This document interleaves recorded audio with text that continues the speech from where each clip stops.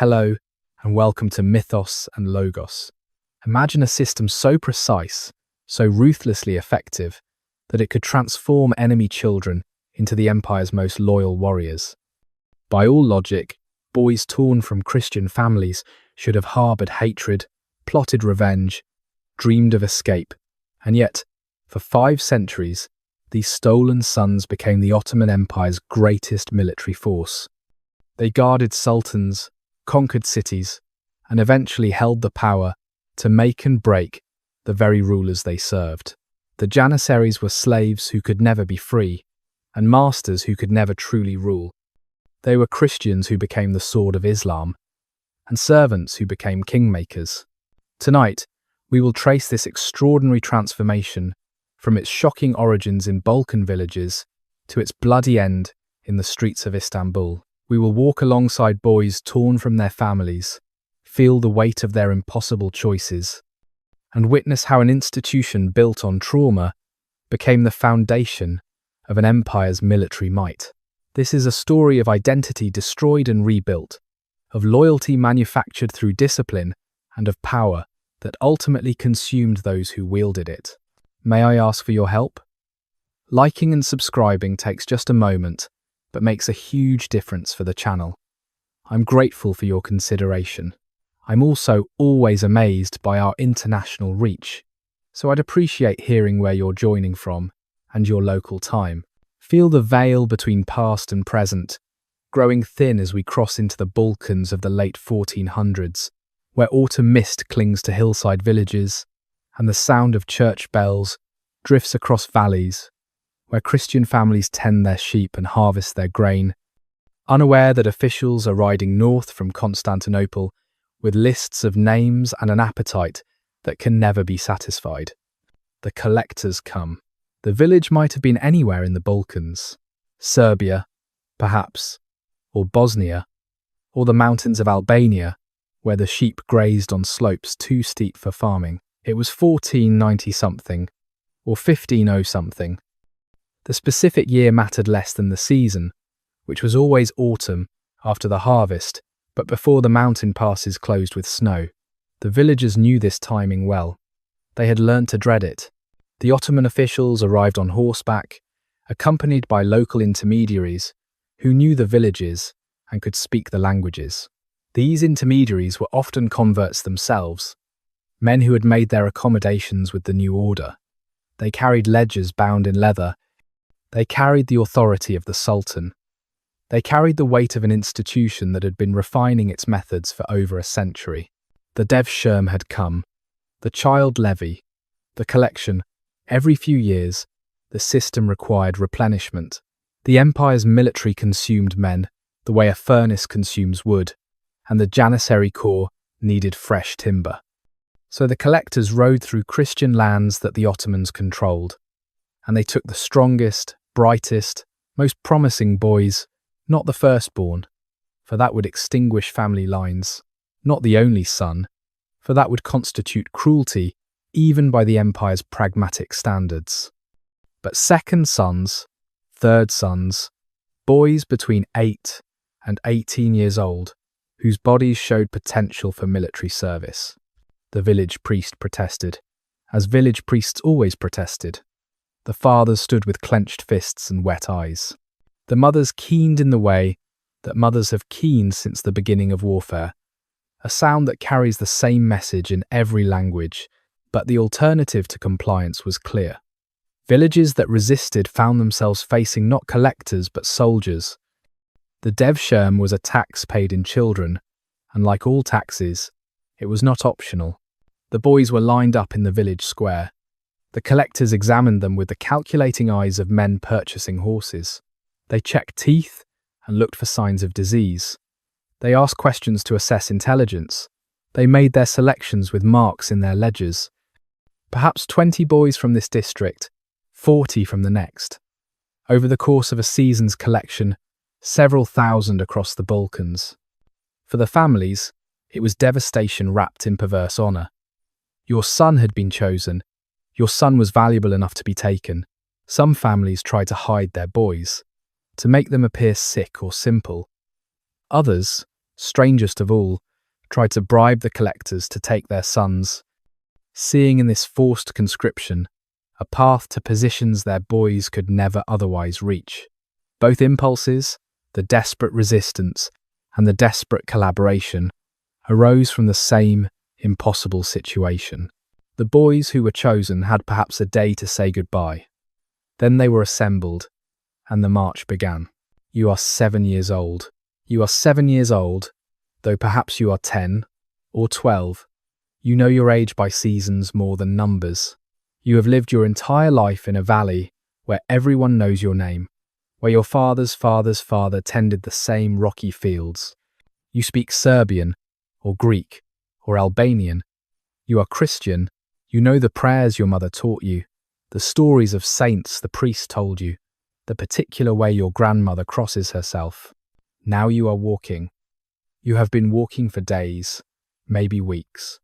The other boys walk beside you. Perhaps 30 of you roped together loosely, not as prisoners, but as cargo that must not be lost along the way. Some boys are older, 14 or 15, and they walk with their jaws set and their eyes forward.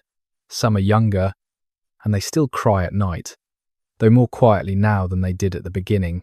You have passed through landscapes you never imagined existed. Cities with minarets that pierce the sky, bridges spanning rivers wider than any in your valley. You have crossed mountains where the wind cuts like knives, and ascended into plains where the horizon seems impossibly distant. Everything is alien. Everything speaks of how far you are from home. The collectors give you bread and cheese. They are not cruel, not particularly. They have quotas to fill and distances to cover. Boys who sicken are left in villages to recover or die. Boys who try to escape are brought back and tied more securely. But mostly you walk, and you begin to understand that the life you knew is receding like a dream from which you are waking. At night, huddled with the other boys for warmth, you hear whispers. The older boys speculate about what awaits you. Some have heard that you will become soldiers. Others have heard darker things. One boy, a Serb with a scar above his eye, says his uncle was taken in the last devshirme 20 years ago, and is now a palace official with wealth beyond measure. Another boy says his cousin was taken and never heard from again. You try to remember your mother's face. Already, it is becoming less distinct, like a reflection in troubled water. You wonder if your father is working the fields alone now, or if your younger brother has taken your place behind the plough. You wonder if they speak your name at the table, or if speaking it would make the absence too painful. Above you, the stars wheel in their courses, indifferent to borders and empires, and the journeys of stolen children. Tomorrow you will walk again, and the day after tomorrow, and the day after that, until finally, impossibly, you will arrive at a city larger than your mind can comprehend, where your transformation will begin in earnest. The long march to Istanbul. There was a boy named Stefan, though that name would not survive what was coming. He was 12 years old, with the kind of lean strength that comes from mountain farming, and he had been walking for 6 weeks. The roads had taken him from the highlands of Serbia, down through Macedonia, across the plains of Thrace, and finally to the walls of Istanbul itself. The city rose before the conscripts like something from another world. Stefan had heard of cities, had even seen a town once when his father took him to market. But this was different in kind, not merely in degree. The walls stretched beyond sight. The Golden Horn teemed with ships from nations he could not name. The sound hit him like a physical force. Thousands of voices in dozens of languages. The call to prayer echoing from hundreds of mosques. The hammer of metalworkers. The cries of merchants. The complex music of a civilization at its zenith. The boys were taken to compounds where other groups of conscripts had already gathered. Hundreds of them, maybe thousands. Stefan could not count that high. Greeks, Bulgarians, Serbs, Albanians, Armenians, Bosnians, boys whose languages were related to his own, and boys whose speech was utterly foreign. They shared only their bewilderment and their youth. An official addressed them in Turkish, which none of them understood, and then in Greek, which some did. He told them they were fortunate. They had been selected for great honor. They would be taught, trained, elevated. They would become servants of the sultan, members of the most elite military force the world had ever known. They would have security, status, purpose. Some boys believed this, others did not. But belief or disbelief made no difference. The gates closed behind them, and the transformation began. Stefan caught a glimpse, before they were separated into smaller groups of men in strange white hats drilling in perfect unison. Their movements were precise as clockwork. Their faces held an expression Stefan could not quite read. Pride, perhaps, but something else beneath it. An emptiness where something used to be. These were Janissaries, he realized. These were what he and the other boys would become. That night, in a dormitory packed with frightened children who had been marched from every corner of the Balkans, Stefan made himself a promise. He would remember his name. He would remember his village. He would remember the prayers his mother taught him. Whatever happened, some core of himself would remain unchanged. It was a child's promise, born of a child's understanding of the world. Within months, it would be as if Stefan had never existed at all. The machine that eats boys, the devshirme, was not an accident of history. It was not a spontaneous cruelty born from the chaos of conquest. It was a carefully designed system, refined over generations, that turned the Sultan's greatest liability into his greatest strength. Sultan Murad I, who ruled in the 1360s and 1370s, faced a problem that would have been familiar to any ruler who built an empire through conquest. He commanded armies composed largely of Turkish cavalry, noble warriors who owed him loyalty but also possessed their own power bases, their own ambitions, their own dangerous independence. He had conquered Christian lands in the Balkans, but he could not trust Christian soldiers not to turn their swords against him. He needed a military force that was absolutely loyal, utterly dependent on the Sultan alone, without ties to tribe or territory or bloodline. The solution he developed was brilliant in its ruthlessness. Take Christian boys at the age when identity is still forming. Remove them completely from their families, their communities, their religion. Train them with the finest instruction the empire could provide. Pay them well. Elevate them to positions of prestige, but ensure they could never become an independent power. They would be slaves, cool, property of the Sultan. They could marry, but their sons could not automatically inherit their positions. They could accumulate wealth, but not found dynasties. They could rise to the highest ranks of military command, but they would always, legally and symbolically, be slaves. It was slavery, but not as Western Europeans understood the term.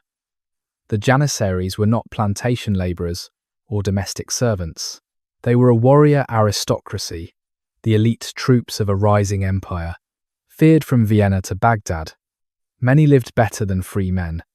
Some became staggeringly powerful. But the chain was always there, invisible but unbreakable, binding them to the throne. The scale of the system grew over time. What began as a few hundred conscripts per collection expanded to several thousand. Estimates suggest that over the 5 centuries, the devshirme operated. Somewhere between 500,000 and 1 million boys were taken. The numbers are uncertain, the records incomplete, but the impact was immeasurable.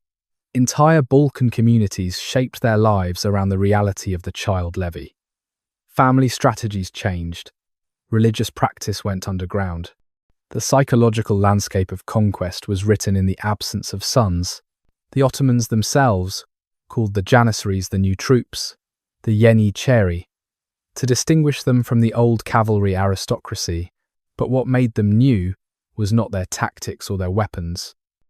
What made them new was that they had been unmade and remade, their identities erased and rewritten, their loyalties carefully cultivated from the raw material of displacement and trauma.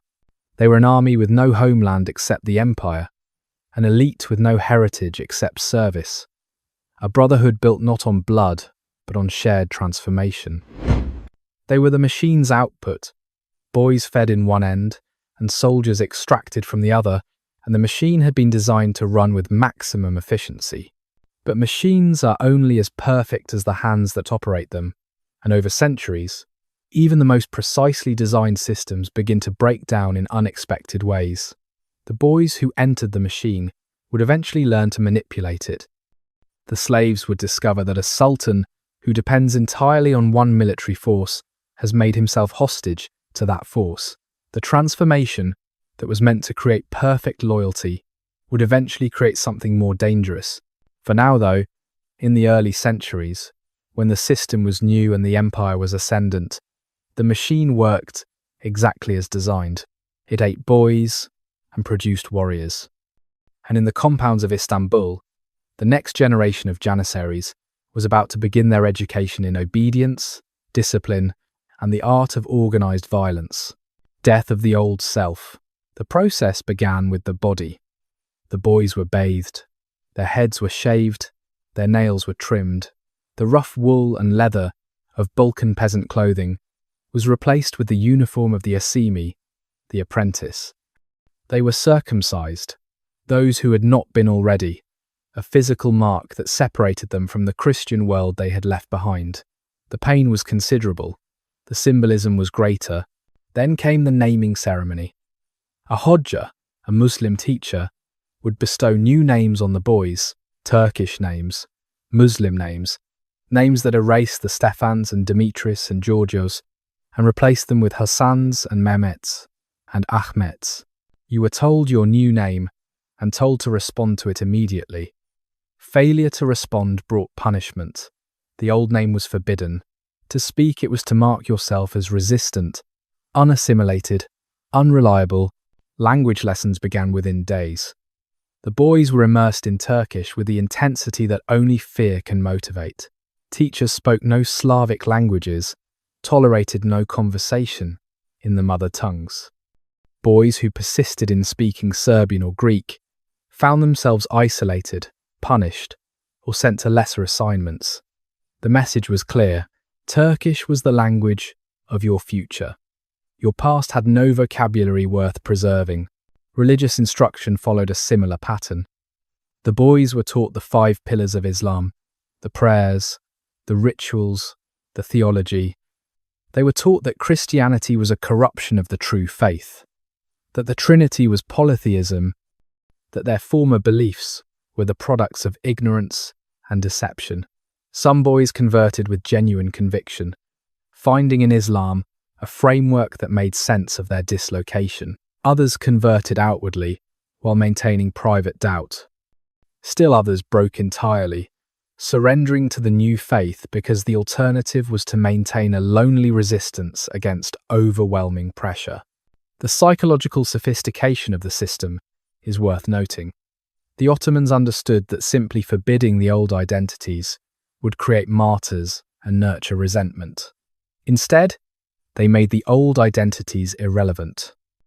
They flooded the boys with new information, new skills, new languages, new social structures. They kept them busy from dawn until well after dark. They created an environment where the past simply had no space to exist. The boys were organized into oda, rooms or chambers, groups of 10 or 12 who lived together, trained together, and developed fierce loyalties to one another. These bonds replaced family ties. Your older brothers became more important than the siblings you had left behind, because your older brothers were here, present, real, while your blood family were abstractions separated from you by impassable distance and time. The Bektashi dervishes, who served as spiritual guides, understood what the boys were experiencing. The Bektashi order was itself somewhat heterodox, incorporating pre-Islamic Turkish traditions, Sufi mysticism, and a remarkable tolerance for the in-between spaces of identity. They did not demand that the boys immediately embrace Islam with fervour. Instead, they offered a path that acknowledged displacement and loss while providing new sources of meaning. The dervishes taught that submission to God was a journey, that faith grew through discipline and brotherhood that the pain of separation from family was a kind of death that could lead to spiritual rebirth.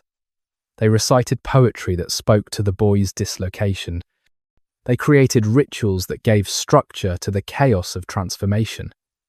They were, in their way, kind, but their kindness was in service to the system. After several months of this initial processing, the boys were distributed to various destinations. The most promising were sent to palace schools, where they would be trained for administrative or military leadership. Others went to Turkish families in Anatolia for several years, where they would learn rural Turkish culture, agricultural skills, and be further removed from their origins.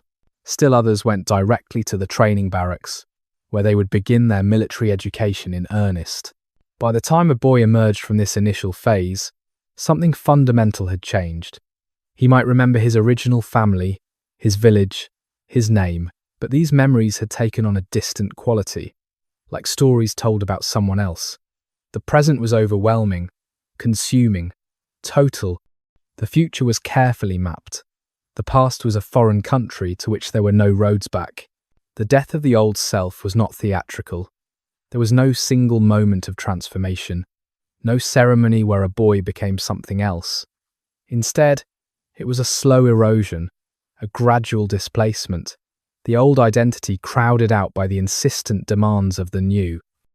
The machine did its work quietly, efficiently, one day at a time, and the boys, because they were boys and not men, because identity at that age is still fluid, and the instinct to survive is stronger than the instinct to preserve some abstract notion of self, adapted. They learned Turkish. They answered to new names. They prayed facing Mecca. They became, day by day and choice by choice, what the system required them to become. They became Janissaries. And the empire would never be the same. The Academy of Ghosts, the Asemi-Okar, the training corps for Janissary recruits, occupied compounds on the outskirts of Istanbul, where the city's noise faded to a distant murmur. Here, boys who had survived the initial processing entered a world governed by discipline so complete it left no space for doubt or deviation. They woke before dawn to the sound of drums. They slept after dark on thin mattresses laid on stone floors. The hours between were filled with training that shaped not just their bodies but their minds, their reflexes, their very understanding of what it meant to exist. The instructors were veteran Janissaries, men who had survived decades of campaigning and now passed their knowledge to the next generation. They were not gentle. The training philosophy held that comfort bred weakness, that boys needed to be hardened like steel through repeated heating and hammering. Physical punishment for failure was common. Excellence was expected, not praised. You learned to load and fire a musket in the time allotted, or you ran laps until your legs gave out. You mastered the sword forms, or you faced an opponent with a wooden blade who would leave bruises as teaching aids. Yet within this harshness existed a strange kind of family. The boys in your Oda became closer than brothers. You shared everything with them, your food, your fears, your small rebellions against the endless rules. When one boy struggled with a drill, the others helped him master it, because punishment for individual failure often extended to the entire group. This was intentional. The system was building bonds stronger than blood, loyalties that would hold on battlefields, where blood relatives might flee, but Oda brothers would stand and die together.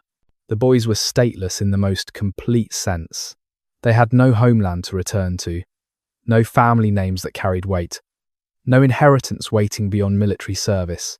This should have made them weak, rootless, unreliable. Instead, it made them ferocious. They had nothing except the core and each other. That singular focus, that absolute dependence on the institution, created soldiers who fought with a desperation and cohesion that territorial armies could not match. The older boys, those who had been in training for years and were approaching their graduation into full Janissary status, carried themselves with a particular bearing. They moved with economy and precision. They spoke little. They seemed to have shed some quality that marked other young men, some volatility or uncertainty. They were the future the younger boys saw awaiting them, and whether that future seemed promising or terrifying depended on the day and the individual boy's capacity for surrender. In the evening, after the final drills, the Bektashi dervishes would sometimes come to lead prayers and offer instruction. These men inhabited a different register than the military trainers. Where the soldiers demanded physical perfection, the dervishes spoke of spiritual transformation. Where the drill instructors used pain as pedagogy, the dervishes offered poetry and philosophy. They were the softness in the machine, the humanity within the system, and their presence suggested that becoming a Janissary meant something more than simply learning to kill efficiently. The Bektashi way. The dervishes taught that every journey begins with exile. They spoke of the soul's displacement from the divine source, the necessary separation that makes reunion possible and meaningful. For boys who had been physically exiled from their homes and families, this teaching carried particular weight. Your suffering has meaning, the dervishes said. Your loss is not random cruelty, but the first step on a path towards something greater. They recited verses from Rumi and Yunus Emre, poetry that transformed pain into metaphor and metaphor into transcendence. The reed flute cries because it has been cut from the reed bed, but that cutting allows it to make music. The moth dies in the flame, but the dying is also union with the beloved. These were not abstract philosophical exercises for boys who had been torn from everything familiar. These were explanations, frameworks, ways of understanding that made the unbearable slightly more bearable. The Bektashi order did not demand rigid orthodoxy. They permitted alcohol in their ceremonies, which mainstream Islam forbade. They allowed music and dancing, which stricter interpretations considered dangerous. They spoke of the 12 imams with reverence that bordered on Christian saint veneration. This flexibility created space for boys who were Christian-born to find their way into Islam gradually, without the stark binary of conversion or resistance. In the Tekke, the Bektashi lodge, the atmosphere was different from the training grounds. Incense smoke softened the air. Men sat in circles and discussed spiritual matters with a gentleness that contrasted sharply with the military world's harshness. The dervishes did not pretend that the boys had not lost something precious. Instead, they offered the possibility that loss could be transformed into gain, that the severing of old ties allowed for the formation of new and deeper connections. The brotherhood they described was not merely the practical solidarity of the Oda. It was a mystical union, a shared participation in divine love that transcended individual identity. You are drops merging into the ocean, they said. You are separate flames joining into one great fire. The loneliness of displacement could become the joy of belonging to something vast and eternal. This teaching served the empire's purposes, even as it genuinely addressed the boy's spiritual hunger. A soldier who believed his service had cosmic significance would fight more fiercely than one motivated only by pay or fear. But the gift was real, even if the motives were mixed. The Bektashi way gave meaning to suffering, community to the displaced, and hope to boys who might otherwise have drowned in grief for lives they could never reclaim. The craft of war. Military training began with the fundamentals and built toward lethality through endless repetition. The Janissaries were primarily infantry, which meant everything depended on discipline, formation, and the ability to execute complex maneuvers under the chaos of battle. Unlike cavalry, whose power came from individual martial skill and the shock of mounted charge, infantry strength emerged from collective action. One man alone was vulnerable. 100 men moving as a single organism were unstoppable. The matchlock musket was the Janissaries' primary weapon by the 1500s, though earlier generations had relied more on bows and crossbows. Loading and firing a matchlock required a sequence of perhaps 20 distinct steps, each of which had to be performed correctly under conditions of extreme stress, while men near you were dying. The recruits practiced the sequence thousands of times until muscle memory replaced thought. Bite the paper cartridge, pour powder down the barrel, ram the ball, prime the pan, blow on the match cord, present, aim, fire. But the real lesson was not about individual marksmanship. It was about volley fire, about creating a continuous rolling thunder of shots that could shatter cavalry charges and break enemy formations. The front rank would fire and immediately kneel to reload, while the second rank fired over their heads. Then the third rank. By the time the third rank had fired, the first was loaded and ready again. This required not just technical skill, but absolute trust in the men beside and behind you, confidence that the system would protect you while you were vulnerable and reloading. Swordwork was taught as backup, as the weapon of last resort when formations broke down into desperate close combat. The kilij, the curved Ottoman sabre, was designed for slashing strikes from horseback, but Janissaries adapted it for infantry use. The training emphasized economy of motion, striking from defensive positions, using the blade to create space, rather than pursuing elaborate dueling technique. In the chaos of melee, survival depended more on positioning and awareness than on virtuoso swordplay. Physical conditioning was relentless.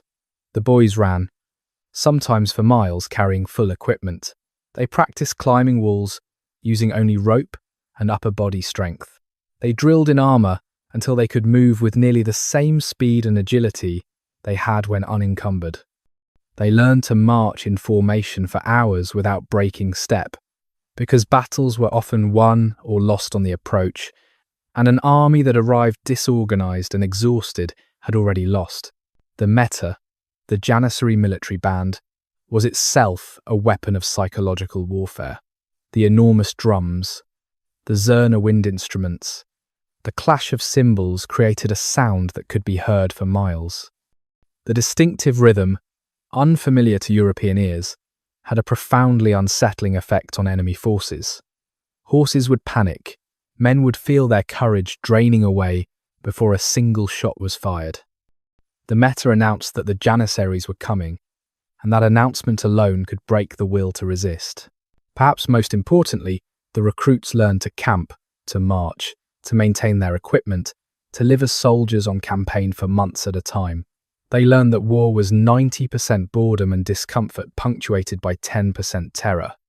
They learned to sleep in mud, to eat rancid food without complaint, to keep their powder dry in rain, to treat blisters before they became infected. These mundane skills kept armies functional in the field where glory and valor were worthless if half your force was too sick or exhausted to fight. The kazan, the great copper cooking pot, became a sacred symbol of Janissary identity. Each orta, each company of about 100 men, had its own kazan, which was carried on campaign and used to cook the communal pilaf. To overturn the kazan was the traditional signal of revolt. The pot represented more than just food. It represented the collective welfare, the shared resources, the idea that the corps took care of its own. Officers who failed in their duty, or sultans who neglected the Janissaries, would face the overturned kazan and the riot that followed. By the time a recruit completed several years of training, he had been transformed into something novel in military history. He was literate, which most soldiers were not. He was a disciplined infantryman, capable of complex tactical maneuvers, which infantry in that era rarely were. He was equipped with firearms when many armies still relied primarily on pike and bow. He belonged to a standing professional military organisation with standardised training and equipment, which was almost unheard of in the 1500s and 1600s. He wore the distinctive birk, the white felt cap that marked Janissary status. He had earned his place in an orta. He received regular pay from the Sultan's treasury. He was, by any measure, an elite soldier. And he was about to discover what that designation actually meant when theory met the reality of men trying to kill him. Varna, 1444. His name was Ali now, though he had been called something else in the Bulgarian village, where he was born 14 years ago. He stood in the second rank of his order, somewhere on the left flank of the Ottoman line, watching the Hungarian cavalry form up across the field. The Knights of St. John were there, the cream of Christian chivalry, men encased in plate armour riding destriers bred for war. They looked invincible. They looked like judgment come to earth. Ali's hands were shaking. He gripped his crossbow tighter, hoping no one would notice. He had only been a full Janissary for 6 months. This was his first real battle, and the veterans had spent the march to Varna, telling stories calculated to terrify recruits. They spoke of cavalry charges that turned men into paste, of arrows finding the gaps in armour, of the moment when formations broke and soldiers died alone in the mud calling for their mothers. The meta began to play behind the lines, and Ali felt the rhythm in his chest like a second heartbeat. Boom, boom, boom. The steady pulse that was supposed to steady his own pulse, though it was not working very well. Around him, the other men in his order stood with the stillness that came from experience or resignation.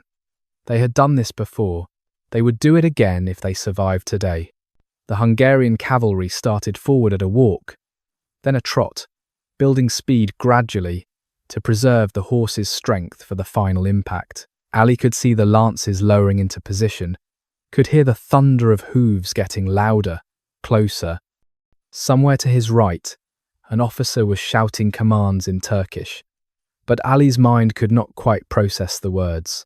Everything had narrowed to the wall of armoured men and horses accelerating toward his position. The front rank of Janissaries raised their crossbows. Ali raised his own, though his target seemed impossibly distant and his hands seemed incapable of steadiness. The order came. The front rank loosed. Hundreds of bolts arced across the field. Some struck armour and glanced away. Some found horses. Some found men. The charge wavered slightly, but did not break. They came on. Ali could see individual faces now behind the visors, could see the mud thrown up by the hooves, could smell horse sweat and his own fear. The front rank dropped their crossbows and braced with pikes. Ali's rank loosed their own volley. He never knew if his bolt struck anything. Then he dropped his crossbow and drew his sword, because the cavalry were among them, and there was no more time for thought. What followed was not heroic. It was not the clean warfare of songs and chronicles. It was a confused melee, where Ali found himself cutting at horses' legs, because that was all he could reach, where he slipped in blood that might have been enemy or friend, where a knight's sword took the man beside him in the neck, and the spray painted Ali's face red. He screamed, though he could not hear himself over the general cacophony. He stabbed upward and felt resistance, and kept stabbing until the resistance stopped. The formation held. That was the thing he remembered afterward, when he had time to remember anything. Individual Janissaries died, but the formation held. When cavalry broke through one section, other sections closed in from the sides. When officers fell, veteran soldiers took command without waiting for orders. The training, the endless repetitive training, manifested as collective survival. The Hungarian cavalry withdrew to regroup. Ali stood gasping, covered in blood and mud, and realized he was still alive. He had survived. The thought brought no joy, only a strange emptiness. Around him, men were checking weapons, pulling the wounded back from the line, preparing for the next charge. This was war. This was what they had trained for. This was what he would do again and again, until he died or became too old for service. He thought of his village for the first time in months, a momentary flash of church bells and his mother's voice. Then the cavalry was forming up again, and he pushed the memory away. That person, that life, belonged to someone else. He was Ali. He was Janissary. He would do his duty. And he discovered in that moment that this identity, imposed through force and trauma, had become real enough to keep him standing in line as death approached for the second time that day. The Sultan's slaves. The Janissaries occupied a legal status that made no sense to European observers and constituted one of the strangest paradoxes in military history. They were cool, slaves of the sultan, property without rights under Islamic law. Yet they were also an aristocracy, privileged warriors with status far above most free men. They were simultaneously the most oppressed and the most powerful group in the empire, depending on which aspect of their condition you emphasized. As slaves, they could theoretically be bought, sold, punished, or executed at the sultan's whim. They could not inherit positions.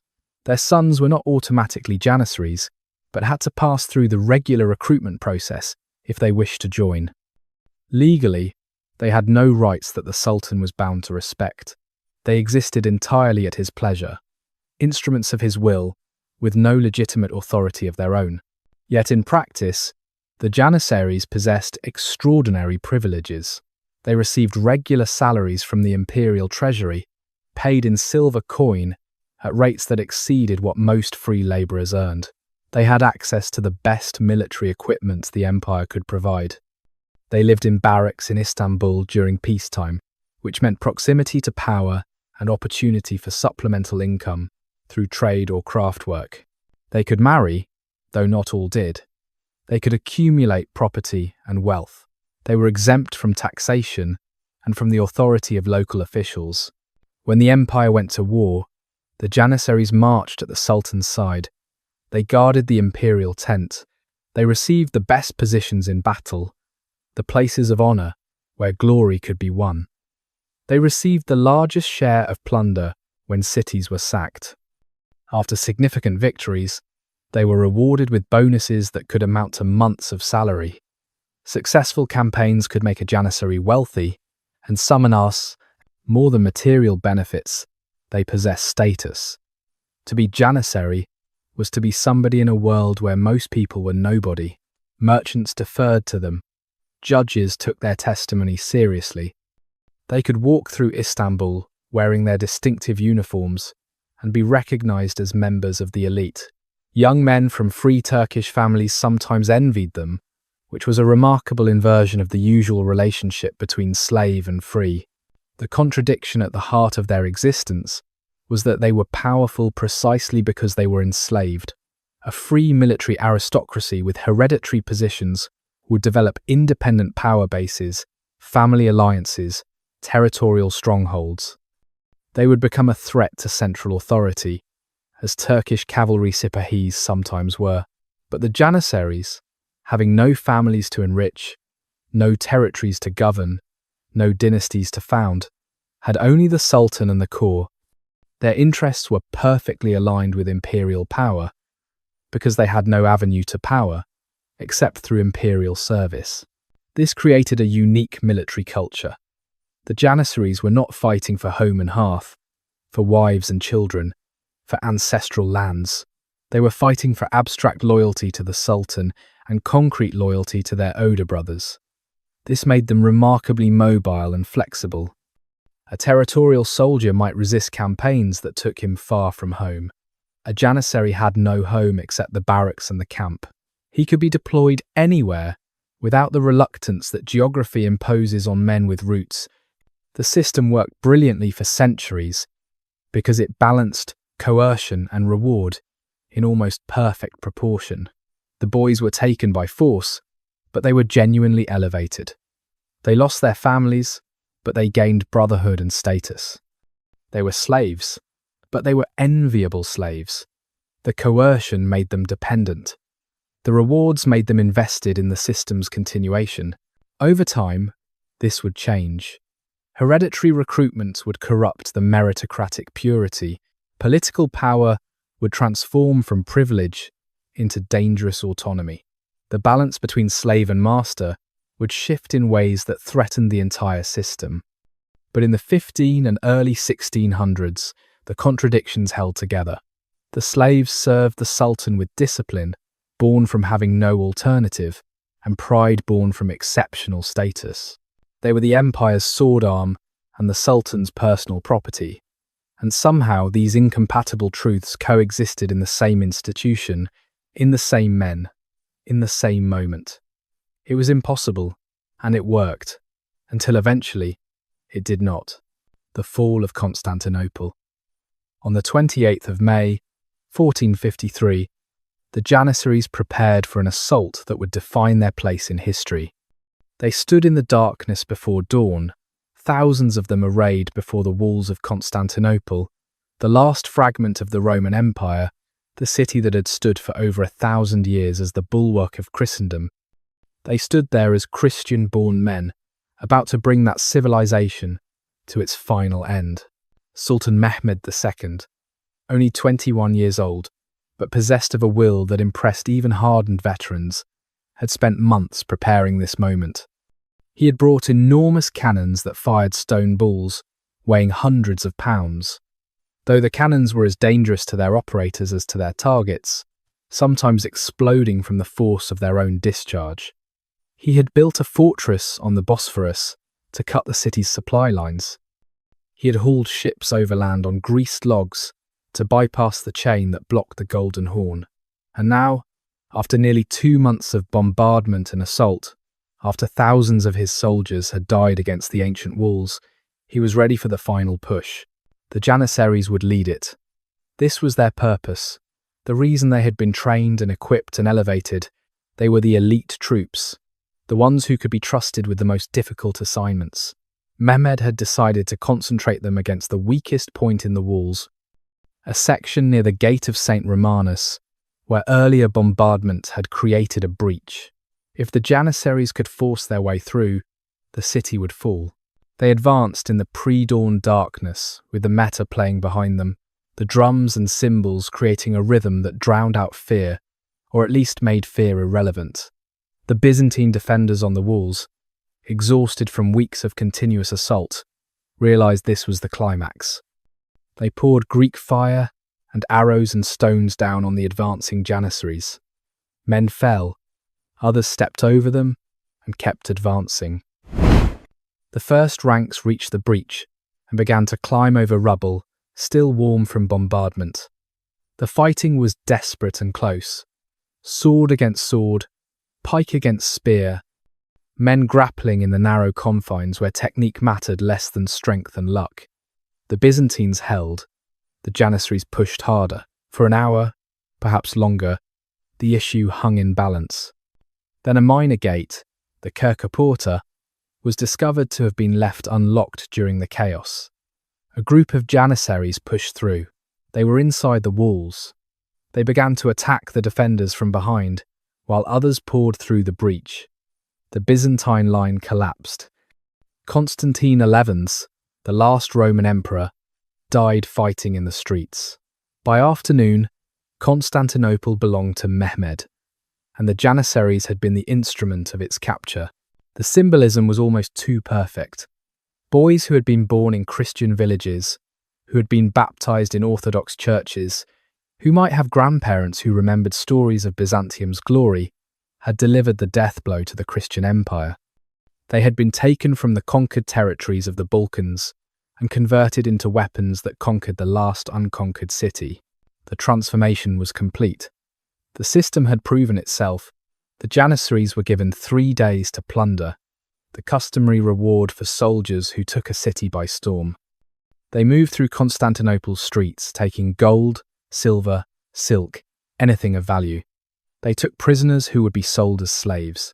They entered the Hagia Sophia, the great cathedral that had stood for 900 years as the center of Orthodox Christianity, and watched as it was converted into a mosque. Some of them, certainly, must have felt the strangeness of the moment, must have remembered, however distantly, prayers they had learned in childhood, in languages they no longer spoke fluently. But mostly they felt triumph. They had done the impossible. They had taken the city, the queen of cities, the metropolis that had seemed eternal. They had written themselves into history. And if the cost of that glory was the erasure of their origins, if the price of their elevation was complicity in the destruction of the civilization that had birthed them, well, that was the bargain they had made, or that had been made for them before they were old enough to refuse. Constantinople became Istanbul, the imperial capital. The Janissaries took up residence in barracks near the palace. They had reached the apex of their military reputation. They were the elite troops of the greatest empire in the Mediterranean world. They were the Sultan's slaves and the Sultan's champions, and for a century and a half more, these roles would seem compatible. But seeds of contradiction were already growing. The boys taken by force had become men with power. The slaves were becoming masters, and the transformation that had worked so perfectly in one direction would eventually work in another, with consequences no one could yet foresee. The century of expansion. The names wash over you like waves against stone. Belgrade fell in 1521. Rhodes surrendered in 1522. Mohacs, 1526. Where the flower of Hungarian chivalry died in a single afternoon, and the Kingdom of Hungary ceased to exist as an independent power. Tabriz, Baghdad, Aden, all the way to the shores of the Indian Ocean. The Janissaries marched east into Persia, west into Hungary, south through the Arab lands, north to the walls of Vienna itself. The empire swelled to its greatest extent, from Algeria to the gates of Morocco, from the Crimea to Yemen, from the Danube to the Euphrates. Ottoman power extended across 3 continents. And at the tip of the spear, the cutting edge of conquest, the Janissaries marched in their distinctive white caps and flowing robes, the meta playing behind them, the fear of them arriving before they did. Victory followed victory with such regularity that it began to seem inevitable, ordained, the natural order of things. The training systems produced excellent soldiers. The logistics kept armies supplied across vast distances. The leadership, for a century and a half, remained competent and often brilliant. The empire was ascendant, and the Janissaries ascended with it. But empires at their peak contain the seeds of their decline. Invisible at first, growing slowly in the shadows. Success bred complacency. Privilege began to erode discipline. Political power became available to those who had previously known only military service. The transformation that would eventually destroy the Janissaries began in this golden age, unnoticed beneath the glitter of conquest. Suleiman's shadow. Suleiman I, called the Magnificent by Europeans, and the lawgiver by his own people, ruled from 1520 to 1566, the longest reign of any Ottoman sultan. Under him, the empire reached its zenith of power, wealth, and cultural achievement. And under him, the Janissaries reached heights of prestige that would have seemed impossible to the conscripted boys of earlier generations. Suleiman treated the Janissaries with a careful mixture of generosity and control. He paid them promptly and well. He rewarded distinguished service with bonuses and promotions. He consulted with their officers before major campaigns. But he also maintained discipline with ruthless efficiency. Officers who failed were executed. Mutinies, when they occurred, were crushed without mercy. He understood that the Janissaries were his greatest asset and his greatest potential threat, and he managed that contradiction with considerable skill. The campaigns of his reign became legendary. The siege of Belgrade, the victory at Mohacs where King Louis II of Hungary drowned fleeing the battlefield, the naval dominance established in the Mediterranean under the Corsair Admiral Barbarossa, the expansion into Mesopotamia, and the rivalry with Safavid Persia. The Janissaries were present at all of these, the military instrument that made Suleiman's strategic vision operational. In Istanbul, the Janissaries became an increasingly visible presence. They had always been garrisoned in the capital, but now their numbers grew and their prominence increased. They walked the streets with confidence that bordered on arrogance. Merchants gave them favourable prices. Officials hastened to accommodate their requests. The white birk became a symbol that commanded deference throughout the city. Some Janissaries accumulated significant wealth through trade and money lending during peacetime. The rules against them engaging in commerce were often ignored or circumvented. They invested in shops, in properties, in business ventures. They became not just soldiers but economic actors, men with stakes in the civilian economy. interests that might not always align with military service. Political involvement was still limited under Suleiman. The Janissaries served the Sultan's will rather than challenging it, but they were learning their own power. When their pay was late, they demonstrated. When they disagreed with appointments or policies, they made their displeasure known. The relationship between Sultan and soldier was beginning a slow shift from command and obedience towards something more like negotiation. Suleiman himself exemplified the ambiguities of the age. He was a brilliant administrator who systematized Ottoman law, a patron of the arts who made Istanbul a center of culture rivaling any in Europe, a conqueror whose armies reached Vienna and nearly took it. But he was also a man whose personal life intersected destructively with politics.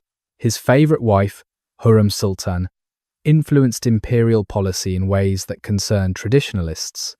His execution of his own sons, on suspicion of disloyalty, set dangerous precedents about succession. The Janissaries watched all of this. They were not yet political actors in their own right, but they were learning that sultans could make mistakes, that power was not always exercised wisely, that the man on the throne was just a man. These lessons would prove dangerous in later generations. When Suleiman died on campaign in Hungary in 1566, he left an empire at its peak. But peaks are places from which the only direction is down. His successors would lack his political skill. The empire would face new challenges from newly powerful enemies, and the Janissaries would discover that the power they had accumulated as loyal servants could be deployed in other ways, toward other ends, with consequences that would reshape the empire. The poisoned gift. The devshirme system was supposed to produce merit-based military excellence. The best boys, regardless of origin, trained to become the best soldiers. No hereditary privileges, no family connections, just ability and discipline. This was the theory that justified taking Christian children and converting them into Islamic warriors. This was the genius of the system. It did not last.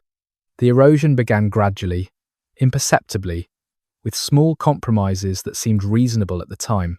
Some Janissaries petitioned to have their sons admitted to the corps without going through the devshirme. They had served loyally for decades. Their sons had grown up around military culture.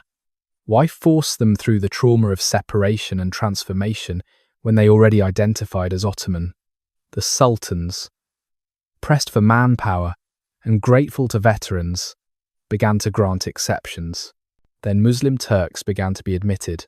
The original prohibition against Turkish Muslims joining the Janissaries had been absolute, part of the system's fundamental design. But Turkish families saw the privileges and status Janissaries enjoyed and wanted access for their sons. Bribes were paid, connections were leveraged, officials looked the other way. By the late 1500s, perhaps half of new Janissary recruits were Turkish Muslims who had never experienced the devshirme. The devshirme itself became increasingly irregular. Collections that had occurred every few years became rarer. Some regions were exempted through negotiation or bribery. The process became corrupted, with collectors accepting payment to exclude certain boys or include others. The systematic character that had made the system effective began to dissolve into arbitrary favoritism. As hereditary recruitment increased, the character of the corps changed. Men who joined because their fathers had been Janissaries brought different loyalties and expectations than men who had been forcibly conscripted. They had families to support, inheritances to protect, local connections to maintain. They saw Janissary status as a hereditary privilege rather than a position earned through transformation and training. The training standards declined accordingly. Men who joined through family connections often skipped or abbreviated the brutal discipline of the Assemi-Okar. They arrived in the barracks already confident of their place, rather than desperate to prove themselves. The Oda brotherhood became diluted, with men who had other brotherhoods, other loyalties, other identities beyond the core. Numbers increased dramatically. In Suleiman's time, Perhaps 12,000 Janissaries existed. By the early 1600s, the official rolls listed over 30,000, though many of these were ghost soldiers, men who drew pay but provided no service. By the late 1600s, the numbers approached 100,000, most of them poorly trained, irregularly deployed, more useful as a political bloc than as an effective military force. The kazan, the sacred cooking pot that symbolized collective identity, became a tool of political protest. Janissaries would overturn their kazan to signal revolt against unpopular policies or officials. What had once been a desperate last resort became almost routine, the standard way to express displeasure with the government. Sultans found themselves negotiating with their own soldiers, making concessions, backing down from reforms, allowing military concerns to override strategic necessity. The meritocracy was dead, though its corpse still wore the uniform. The Janissaries were becoming a hereditary caste, jealous of their privileges, resistant to change, concerned more with protecting their status than with military effectiveness. The system that had been designed to prevent exactly this kind of decay had failed.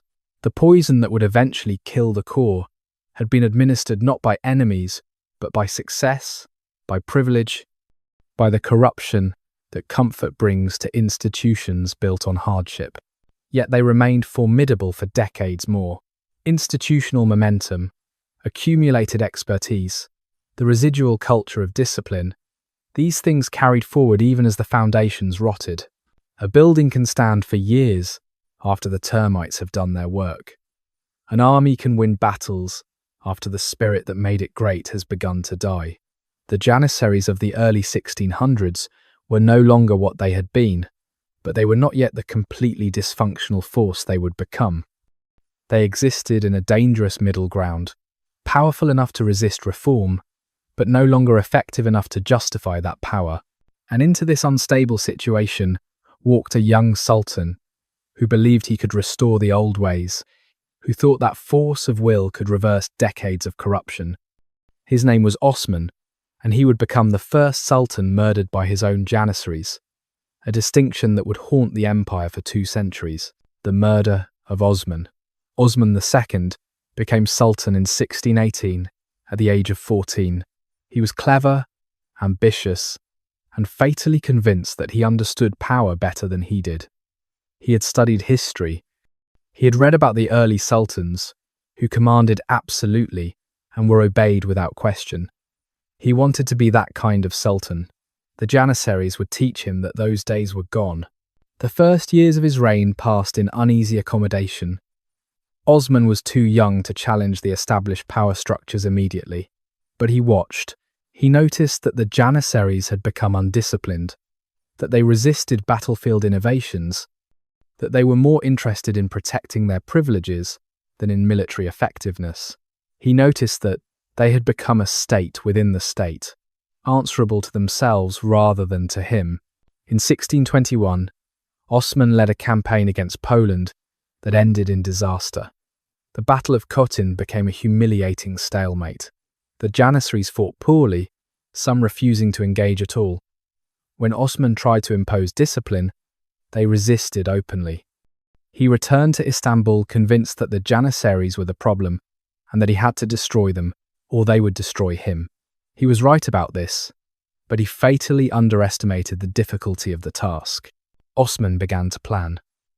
He would create a new army recruited from Anatolia and the Arab provinces, loyal to him personally, free from the corruption that had infected the Janissaries. He would make a pilgrimage to Mecca, or so he announced publicly. But actually, he would use the journey to raise this new force. Then he would return to Istanbul and eliminate the Janissaries in a single, decisive action. It was an excellent plan with one fatal flaw.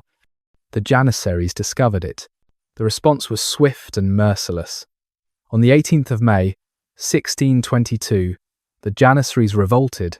They overturned their kazan in the traditional signal of rebellion.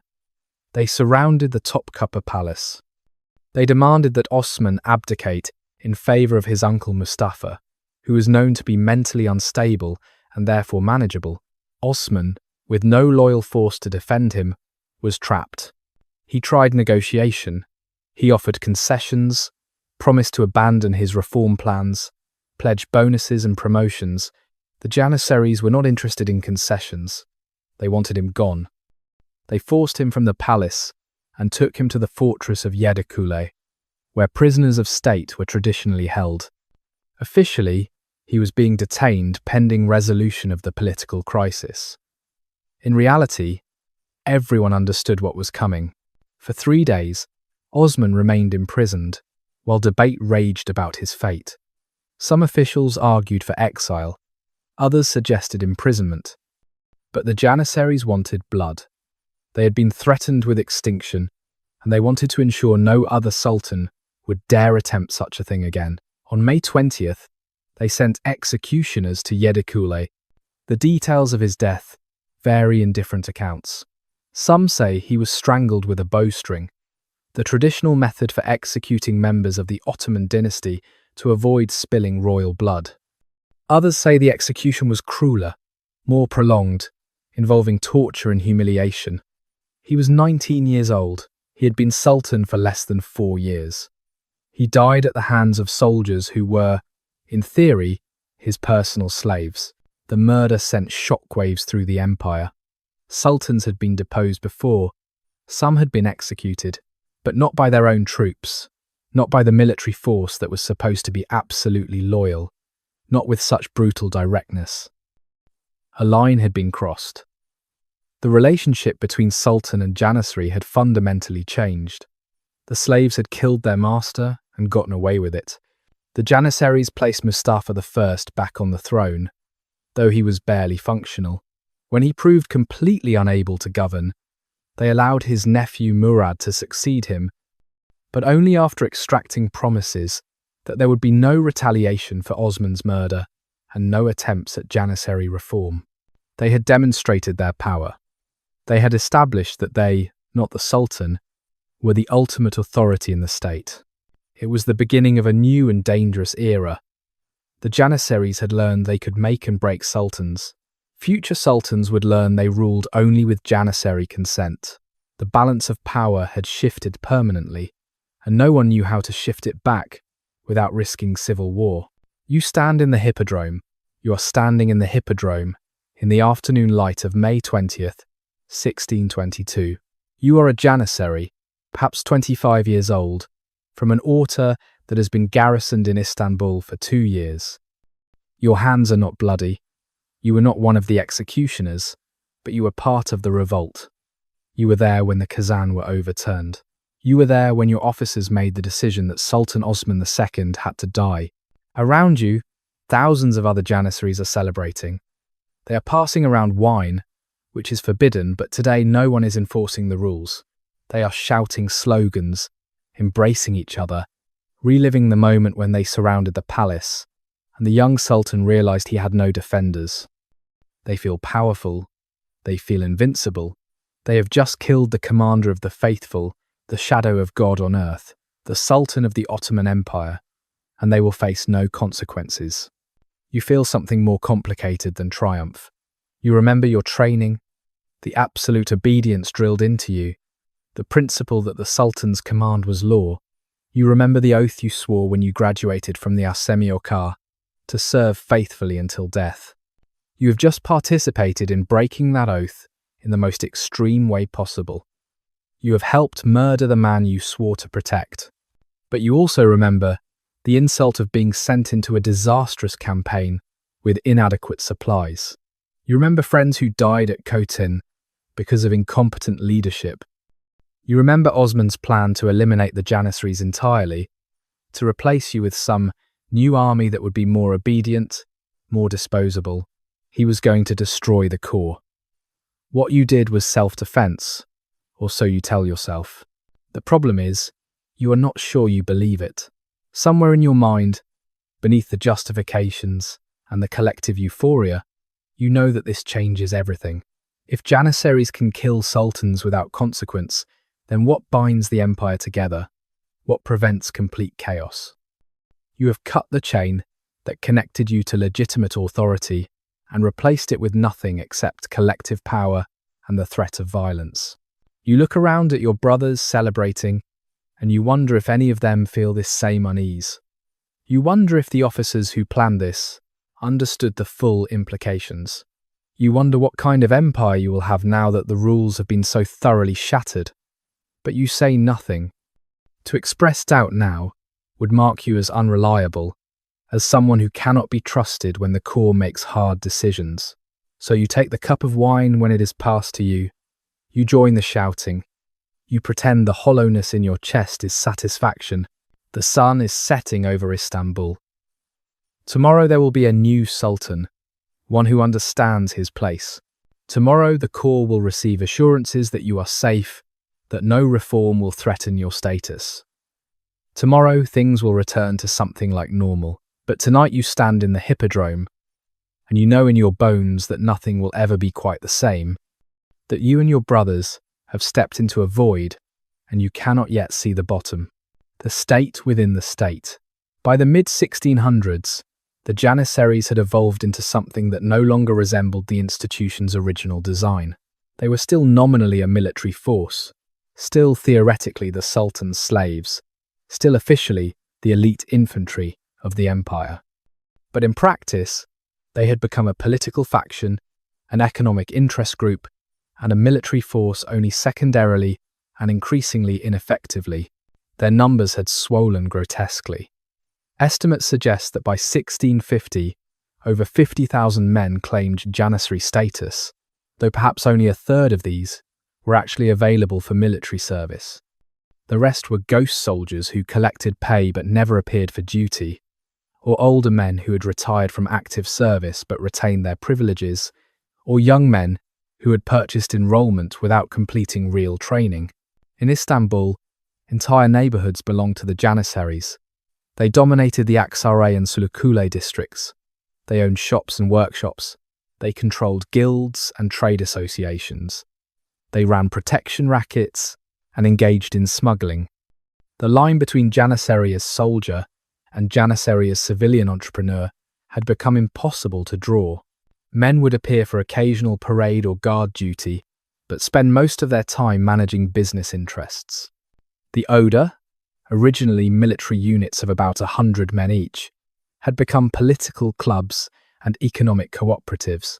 Each Oda had its own coffee house, where members gathered to discuss politics and plan collective action. When a decision needed to be made about supporting or opposing some government policy, the Oda would meet and vote.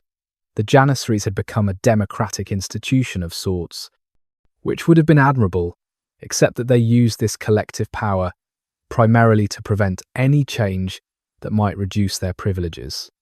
Their political influence was enormous and almost entirely negative. They could veto appointments to high office by refusing to accept candidates they disliked. They could block military reforms by threatening revolt. They could extract bonuses from new sultans by making coronation contingent on payment. Every few years, they would riot over some grievance, real or manufactured, and the government would have to negotiate, compromise, buy them off with concessions that further entrenched their power. The Grand Viziers, the chief ministers who actually ran the government day to day, found themselves trapped. They needed the Janissaries for defense against external enemies, but the Janissaries consumed an ever-growing portion of the state budget while providing diminishing military value. Attempts to reduce their numbers or their pay inevitably met with violent resistance. Officials who pushed too hard for reform often ended up dead, executed during riots that the government lacked the force to suppress. Successive sultans tried various strategies to manage the Janissary problem. Some attempted co-optation, showering the core with gifts and privileges in hopes of maintaining loyalty. Others tried to cultivate alternative military forces that could counterbalance Janissary power with limited success. The smartest simply avoided confrontation, kicking the problem down the road to their successors while hoping somehow circumstances would change. But circumstances did not change, or rather, they changed only for the worse. European armies were modernizing, adopting new tactics and weapons, professionalizing their officer corps. The Ottomans were falling behind militarily, and the Janissaries were a major reason why. They resisted firearms innovation because they had grown accustomed to the matchlock. They resisted tactical reforms because new tactics would require new training, and they were too busy with their business interests to spend time training. They resisted almost everything except the regular payment of their salaries. The tragic irony was that the Janissaries had been created to solve the problem of unreliable military forces pursuing their own interests rather than serving the state. Now they had become exactly what they were designed to replace: a military aristocracy more concerned with preserving privilege than with military effectiveness. The solution had become the problem. The cure had become the disease. And everyone understood this. Ottoman intellectuals wrote treatises about it. Foreign observers commented on it. Even the Janissaries themselves, in moments of honesty, acknowledged that the corps had declined from its earlier glory. But knowing a problem and solving a problem are different things. The Janissaries were too powerful to be reformed against their will, and too entrenched to reform themselves.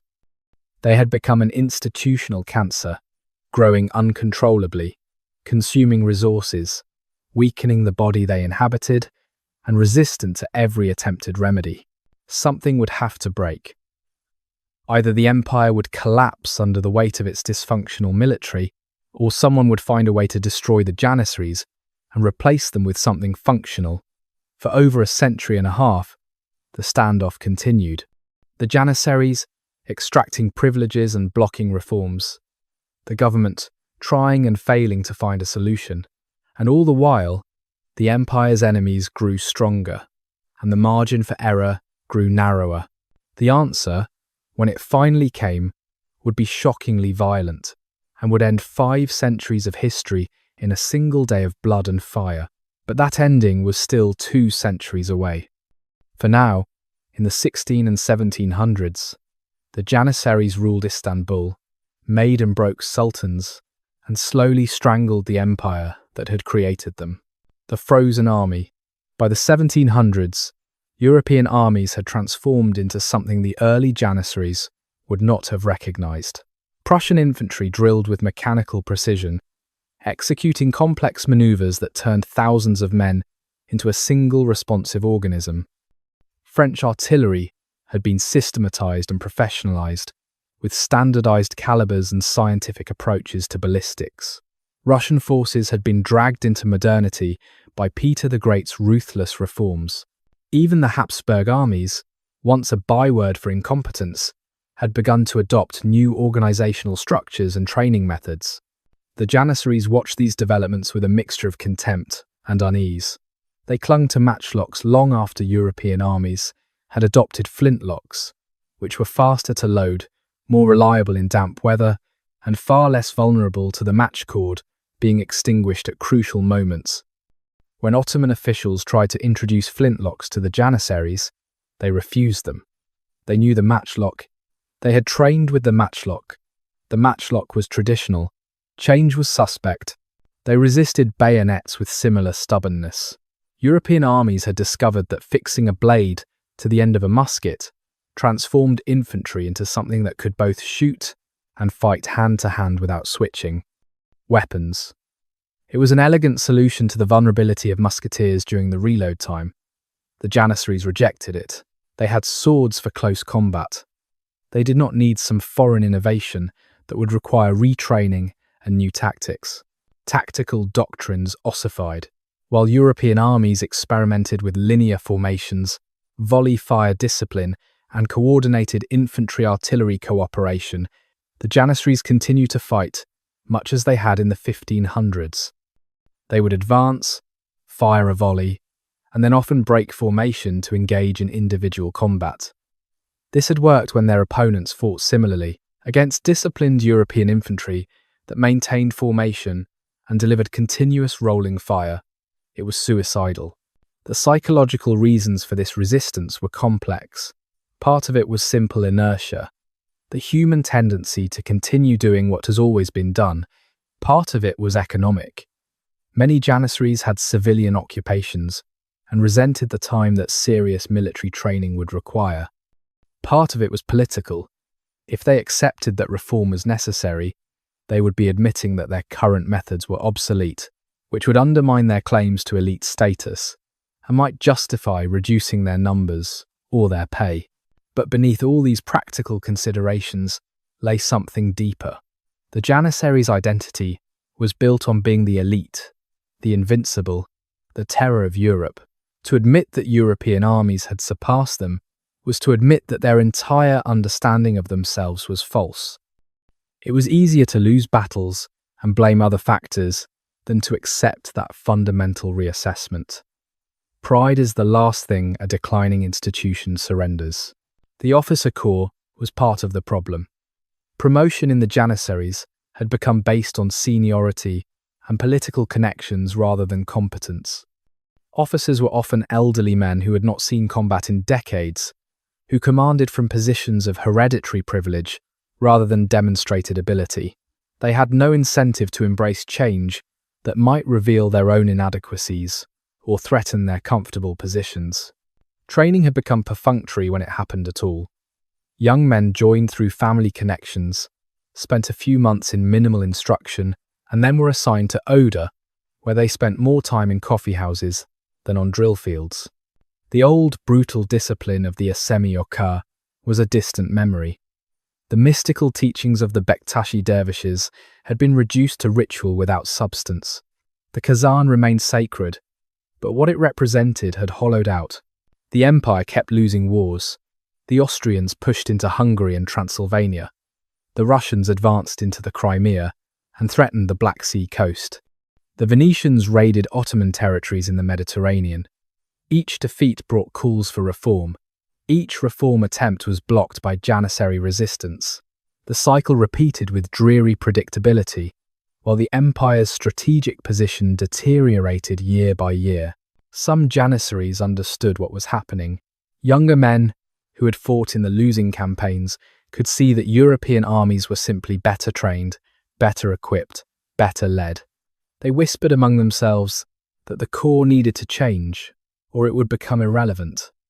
But these voices were drowned out by the majority, who insisted that the old ways were sufficient, that defeats were due to bad luck, or incompetent sultans, or insufficiently generous pay, never to any deficiency in the Janissaries themselves. The empire was trapped. It could not win wars with an obsolete military. It could not reform its military because the Janissaries would not permit it, and it could not eliminate the Janissaries without a loyal force to replace them, which it could not create because the Janissaries controlled Istanbul and would destroy any alternative military organization before it became strong enough to threaten them. It was a perfect deadlock, and it was slowly killing the empire. The cost of stagnation. The defeats had names and dates that marked the empire's slow bleeding. Karlowitz, 1699, where the Ottomans lost Hungary after a generation of war. Pruth, 1711, a rare victory, but one that could not be exploited. Passarowitz, 1718, Serbia, and Little Wallachia gone. Each treaty signed away territory that had been Ottoman for centuries, land conquered by earlier generations of Janissaries, who would have been ashamed to see it surrendered. Behind the names and dates were human costs that statistics could not capture. Young men marched to war in formations their great-grandfathers would have recognized, using tactics that had not changed in 200 years. They faced enemies with superior weapons and training. They died, not gloriously in victorious charges, but stupidly in predictable slaughters. Mowed down by artillery they could not answer, or cut to pieces by disciplined volleys they could not match. Families in Anatolia and the Balkans received news that sons and husbands would not return. Villages lost their young men to wars that achieved nothing, that defended borders that kept retreating. The old pride in military service began to erode. Stories that once celebrated Janissary glory now ended in defeat and pointless death. The financial burden crushed the treasury. The Janissaries demanded full pay whether they were fighting or not. Their numbers kept increasing, even as their effectiveness decreased.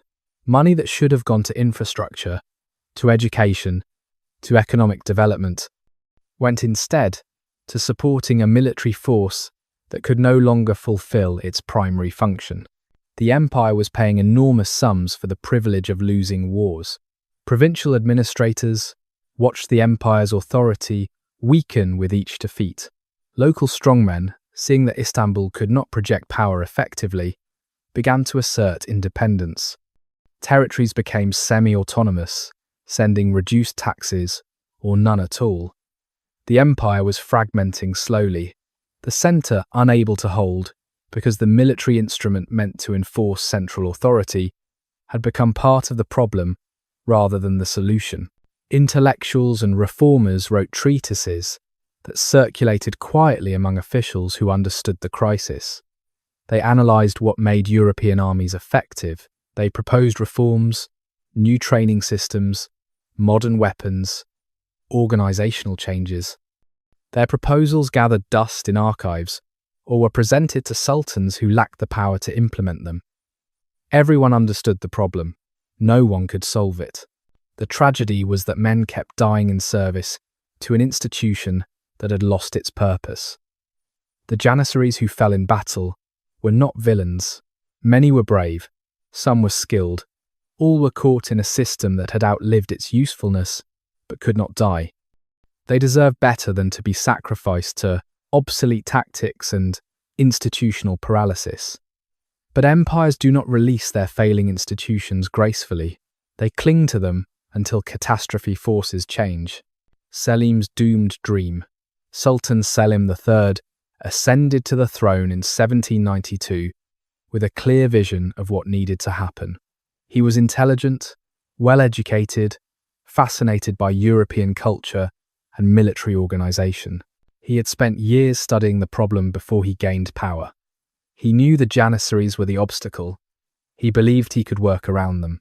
His plan was elegant in its circumvention. He would not try to reform the Janissaries directly, which had failed repeatedly. Instead, he would create an entirely new military force, the Nizam-e-Sedid, the New Order. This would be a modern army, trained by European advisors, equipped with current weapons, organised along contemporary lines. It would exist alongside the Janissaries initially, handling duties the Janissaries did not want. Over time, as it proved itself superior, it would gradually replace them. The transition would be smooth, managed, bloodless. For 15 years, he tried. He brought in French military advisors to design training programs. He established new barracks and arsenals. He recruited soldiers from Anatolia who had no connection to the Janissary system. He funded the enterprise, partly through new taxes, partly by reducing expenditures elsewhere. The Nizam-e-Sedid began to take shape. Several thousand men in modern uniforms, drilling in formations the Janissaries scorned. The Janissaries watched and waited. They understood exactly what Selim was attempting.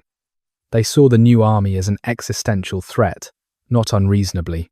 If the Nizam-e-Sedid succeeded, it would make them redundant. If it became strong enough, it might be used against them.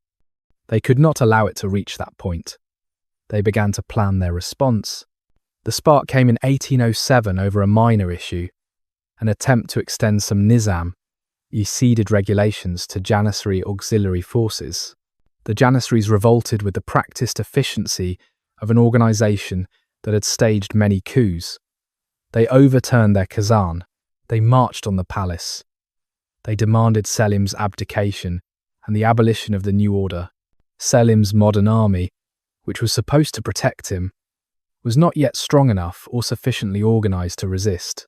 The Janissaries outnumbered them, held the strategic positions in Istanbul, and had the support of conservative religious scholars who opposed Western innovations. Selim tried to negotiate, offered concessions, promised to scale back reforms. The Janissaries were not interested in negotiation. They wanted him gone. He was deposed and imprisoned in July 1807. His cousin Mustafa IV was placed on the throne. The Nizam, Ascended, was disbanded. Its soldiers were sent home or absorbed into other units. Its European advisors were expelled or murdered. The barracks were demolished. 15 years of careful reform was erased in weeks of violent reaction. A year later, another coup attempted to restore Selim. When the Janissaries learned of the plot, they went to his cell and strangled him. He was 48 years old. He had tried to save the empire through modernization and had been killed for the attempt. His death sent a clear message to any future reformer. The Janissaries would not permit change. They would kill to prevent it. But there was a witness to all of this, a young man who watched his uncle Selim try and fail and die. His name was Mahmud, and he was Mustafa's brother. When Mustafa was deposed shortly after Selim's murder, Mahmud became sultan at age 23. He had learned from his uncle's failure. He understood that reforming the Janissaries was impossible and working around them was insufficient. They would have to be destroyed completely, utterly, without warning or mercy. But Mahmud was patient. He would wait. He would plan. He would spend years building the instruments of their destruction so carefully that they would not realize what he was doing until it was far too late. The Janissaries had murdered 2 sultans in his lifetime. He would be the sultan who murdered the Janissaries. He had time. He would use it well. Mahmud's patient hatred. Mahmud II became sultan in July 1808, under circumstances that taught him everything he needed to know about power. His predecessor and brother Mustafa had been deposed by yet another Janissary revolt. Selim had been murdered in his cell to prevent his restoration. Mahmud himself had hidden in a furnace to escape assassination, emerging only when assured he would be made sultan. He was 23 years old, and he had learned that sultans ruled only with Janissary permission, and that permission could be withdrawn at any moment, usually fatally. He concealed his intentions with extraordinary discipline. In public, he was careful to cultivate good relations with the Janissaries. He attended their ceremonies. He praised their traditions. He paid their salaries on time and granted them bonuses on ceremonial occasions. He gave every appearance of being a compliant sultan who had learned from his uncle's mistakes, who understood that reform was impossible and had abandoned such dangerous ambitions. In private, he planned their extermination with meticulous attention to detail. He understood what his uncle had missed, that you could not build an alternative army openly because the Janissaries would destroy it before it matured. Instead, you had to build it secretly, disguising its purpose until the moment came to use it. You had to move slowly, patiently, gathering the instruments of power so gradually that no single step seemed threatening. He began by reforming the artillery corps, which was separate from the Janissaries and traditionally more amenable to modernization. New guns were cast, European advisors were brought in quietly to improve training. The cannon foundries were expanded. This attracted some Janissary suspicion, but Mahmud argued plausibly that better artillery served everyone's interests. The Janissaries, who did not see artillery as competition for their role, allowed it. He cultivated support among religious scholars by presenting himself as a pious defender of Islam against European encroachment.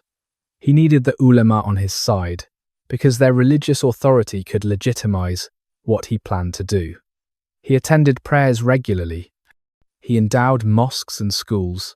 He positioned himself as the protector of tradition, which would make his eventual assault on the Janissaries seem less like revolutionary change and more like restoration of proper order. He built up the Sekban-i-Sadid, a supposedly ceremonial unit that was actually being trained as a modern infantry force. He recruited them from Anatolia and housed them outside Istanbul to avoid alerting the Janissaries. He equipped them with modern weapons smuggled in gradually over years. He appointed loyal officers who understood that their lives depended on absolute secrecy. By 1820, he had perhaps 6,000 well-trained troops ready to deploy, and the Janissaries did not realize they existed as a coherent military force. He strengthened other elements that could be used against the Janissaries: the imperial guards, the palace troops, the cavalry units. These were all quietly purged of Janissary sympathizers and reinforced with men loyal to Mahmud personally. He could not make these forces large enough to defeat 30,000 Janissaries in open battle, but he could make them large enough to seize key positions and defend them long enough for other elements of his plan to work. Most crucially, he waited for the right moment. He needed the Janissaries to revolt first, to overturn their Kazan and demonstrate their disloyalty so that his response would appear as legitimate defense of order rather than unprovoked assault. He needed them to commit themselves to rebellion so thoroughly that moderate elements could not back away when the trap was sprung. He needed them to gather in locations where artillery could be brought to bear. For nearly 15 years, he waited while his uncle's murder ate at him. He maintained the careful mask of the accommodating sultan while assembling the weapons that would destroy them. He endured their arrogance, their corruption, their resistance to necessary reforms. He watched the empire continue to decline while the Janissaries blocked every attempt at correction. And he planned, his advisors urged caution. Some suggested negotiation, compromise, gradual reform through persuasion rather than confrontation. Mahmud listened politely and ignored them. He had seen what happened to sultans who tried gradual reform. He had hidden in a furnace while his brother was deposed and his uncle was murdered. He understood that with the Janissaries, there could be no middle ground. Either they would continue to dominate and the empire would continue its decline into irrelevance, or they would be destroyed and the empire would have a chance to modernize and survive. By 1826, everything was ready. The artillery was positioned, the loyal forces were prepared, the religious authorities had been secured. The plan was complete in every detail. Now he needed only the provocation, the Janissary revolt that would justify the response he had spent 18 years preparing. He did not have to wait long. On the 15th of June, 1826, the Janissaries gave him exactly what he needed. They revolted against his announcement that they would be required to train alongside the new Sekban-e units in modern drill. It was a minor reform, carefully calibrated to provoke without seeming aggressive. The Janissaries took the bait. They overturned their Kazan. They marched on the palace, confident that this sultan would capitulate, like all the others before him. They gathered in the Hippodrome and the Etmaidani Square, traditional assembly points where they felt strong in their numbers. Mahmud smiled. The trap was sprung. After 18 years of patient preparation, the moment had arrived. The Janissaries thought they were staging another successful revolt. They were actually assembling for their own massacre, and Mahmud, who had waited so long for this, gave the order that would end 5 centuries of history in a single day of fire and blood. June 15th, 1826. The day began with manufactured outrage over a carefully planned insult. Mahmud had announced that Janissaries would participate in training exercises with the new Sekban-e troops, learning modern drill and tactics. To the Janissaries, this was intolerable. They were the elite. They did not learn from some upstart force. They did not adopt foreign methods. The announcement was deliberately designed to provoke exactly the response it received. By mid-morning, the Kazan were overturned across the Janissary barracks, the familiar signal of revolt, performed so many times over 2 centuries that it had become almost ritualized. The officers made speeches invoking tradition and honor. The younger men, many of whom had never actually fought in a war, worked themselves into righteous fury. They would march on the palace. They would force the sultan to back down. It had worked before. It would work again. They gathered in the Maidani Square and the Hippodrome, thousands of them in their white caps and traditional uniforms, confident in their numbers and their history of successful intimidation. They sent representatives to the palace with their demands. Abolish the new military units. dismiss the reformist officials, increase Janissary pay. The usual list, the predictable negotiation. Mahmud's response was not what they expected. He emerged from the palace, holding the sacred banner of the Prophet Muhammad, the Sankak, as sheriff, which had not been unfurled except in the most desperate circumstances. He declared the Janissaries to be rebels against Islam itself, traitors who had violated their oaths and threatened the empire. The ulema, the religious scholars whom Mahmud had carefully cultivated for years, stood beside him and confirmed his judgment. The Janissaries were no longer the Sultan's servants. They were enemies of God and the state. The declaration changed everything legally and psychologically. What had been a negotiation was now a religious war.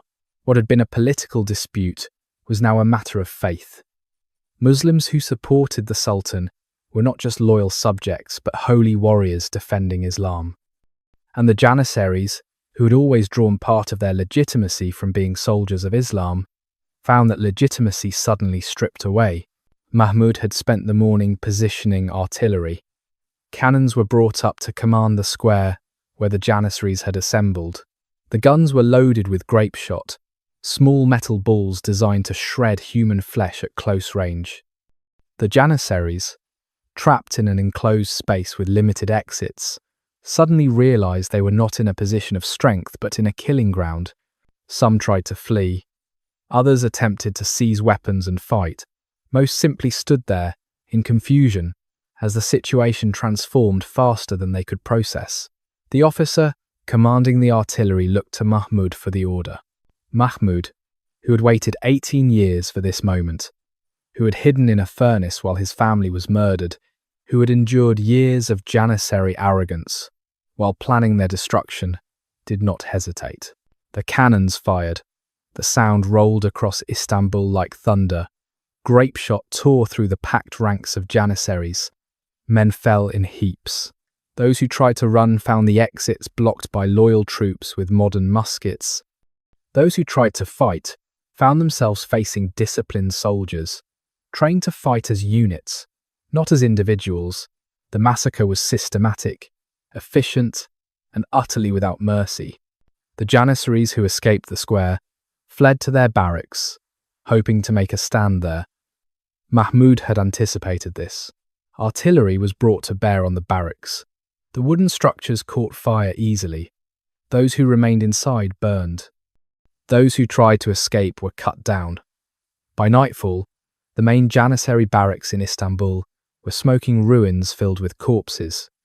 The killing continued for days as troops hunted down Janissaries who had not been present at the initial revolt. Officers were executed. Soldiers who tried to hide in civilian neighborhoods were dragged out and killed. The Bektashi Tekke, the lodges where the dervishes had taught spiritual lessons to generations of Janissaries, were destroyed. The order itself was banned, accused of supporting the rebellion. 5 centuries of accumulated tradition was being deliberately, violently erased. Estimates of the death toll vary wildly. Perhaps 4,000 died that first day. Perhaps 6,000 died in the subsequent purge. Thousands more were exiled to distant provinces or imprisoned. The Janissary Corps, which had once numbered in the tens of thousands, ceased to exist. The Ortas were disbanded. The Kazan were melted down. The Whitecaps were forbidden. Even speaking positively about Janissary traditions became dangerous. Mahmud named the massacre the Vaka Ihairia, the auspicious incident.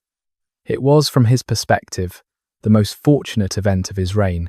He had eliminated the institutional cancer that had been killing the empire. He had opened the possibility for genuine military reform.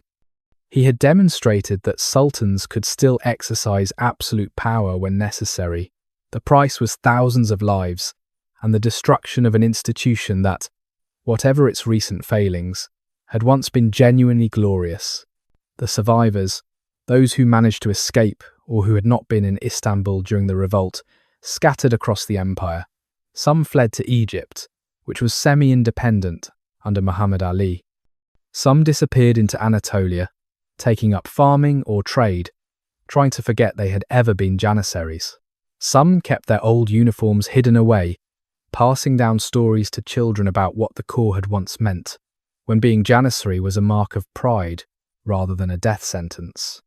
Istanbul was quiet in the days after the massacre. People walked past the burned barracks and tried not to look. The smell of smoke and death hung over the city for weeks. A presence that had dominated Istanbul for centuries was suddenly, shockingly absent. The streets felt different. The city felt different. An era had ended with cannon fire and flames, and no one was quite sure what would come next. The silence after. There is a particular quality to silence after violence, different from ordinary quiet. It is not peaceful, but hollow, as if something essential has been removed from the air. Istanbul experienced this silence in the weeks following the auspicious incident, when the Janissaries, who had filled the streets for generations, were suddenly gone. The coffee houses, where Janissary Oda members had gathered, stood empty or were occupied by new customers who spoke in subdued tones. The neighbourhoods where Janissaries had lived were subdued, families packing quietly and leaving before suspicion could fall on them. The barracks sites remained as blackened ruins for months, too haunted for immediate redevelopment, monuments to what had been destroyed. The Kazan, those sacred copper pots that had symbolised Janissary unity and collective identity, were gone, melted down, repurposed, erased from existence as thoroughly as the core itself. What had once been the signal of revolt, the focus of brotherhood, the representation of shared welfare, was now scattered atoms of metal, with no memory of what it had meant. Old men, who had been Janissaries in their youth, kept their histories private now. The stories they had once told with pride, about campaigns and battles and the glory of the corps, were no longer safe to share. Grandchildren who might have inherited those stories, instead inherited silence, a gap in family history, an absence that could not be explained without risk. The Bektashi dervishes, those spiritual guides who had given meaning to displacement and offered mystical frameworks for understanding loss, found their lodges destroyed and their order suppressed.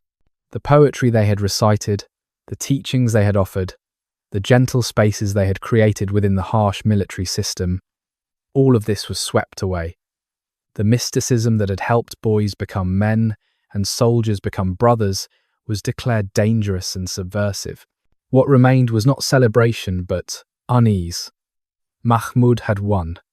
The empire could now attempt modernization without institutional obstruction, but the victory had required such violence, such complete destruction, that it raised uncomfortable questions. If sultans could eliminate entire institutions with cannon fire, what else might be destroyed when it became inconvenient? If 500 years of tradition could be erased in a single day, what exactly was permanent? The silence held these questions without answering them. The smoke cleared. The city began to return to its routines. But something fundamental had changed. Some understanding about the relationship between past and future, between tradition and necessity, between what endures and what can be swept away when power decides it must be done. Ghosts in the modern age. Walk through Istanbul today and you will find traces, fragments, echoes of what once was. The Janissary Museum stands in what had been their barracks, glass cases holding uniforms and weapons, the Kazan they venerated, the instruments of the Meta band. The objects are preserved but silent. They cannot convey the sound of drums that once shook city walls, the weight of a tradition that shaped hundreds of thousands of lives. In the Istanbul Military Museum, the Meta performs for tourists now. The huge drums boom, the cymbals clash, the zurna wails its distinctive melody. It is historically accurate and completely sanitized, a performance of something that was once terrifying, reduced to cultural heritage and photo opportunities. The sound that once announced conquest now announces souvenir sales. Bektashi Tekke exists still in Albania, in Turkey, where the ban was eventually lifted, maintaining traditions that once guided displaced boys toward new identities. The dervishes still speak of love and loss and mystical union. But the connection to the Janissaries is historical now, not living. The boys they counsel were never torn from Christian villages. The transformation they guide is voluntary, spiritual, nothing like the systematic remaking that the devshirme imposed. Historians debate endlessly the questions that can never be fully answered. How many boys were taken over 5 centuries? How many resisted? Versus how many accommodated? Was the system slavery, or opportunity, oppression, or mobility? The sources give contradictory answers depending on who wrote them and what they wanted to prove. The boys themselves, the ones who experienced it, left few records of their inner lives. In the Balkans, folk memory preserves stories of the devshirme, usually as tragedy, sometimes as bitter triumph, when a taken son returned with wealth and power. These stories have their own complicated relationship with history, shaped by generations of retelling, by nationalism and grievance, and the need to make sense of the past. The factual and the mythological have blended until separation is impossible. The Grand Bazaar, where Janissaries once walked as privileged customers, now receives them only as historical curiosities mentioned by tour guides. The neighborhoods they dominated have been rebuilt, repopulated, transformed by centuries of change. The physical city has moved on. Only in museums and books and academic conferences do the Janissaries persist, debated and analysed and interpreted through lenses they never imagined. Perhaps this is the final transformation, the last version of boys remade into something else. From Christian children to Muslim warriors to political powers to obstacles to reform to historical subjects, each generation remaking them in imagination according to contemporary needs. They were what the empire required them to be when they lived. They are what we require them to be in memory. The displacement never ends. It only changes form. The evening call to prayer drifts across Istanbul from 1,000 minarets. The Bosphorus flows, as it always has, carrying ships between continents. The past is layered beneath the present, accessible through effort and imagination, but never fully recoverable. The Janissaries are gone.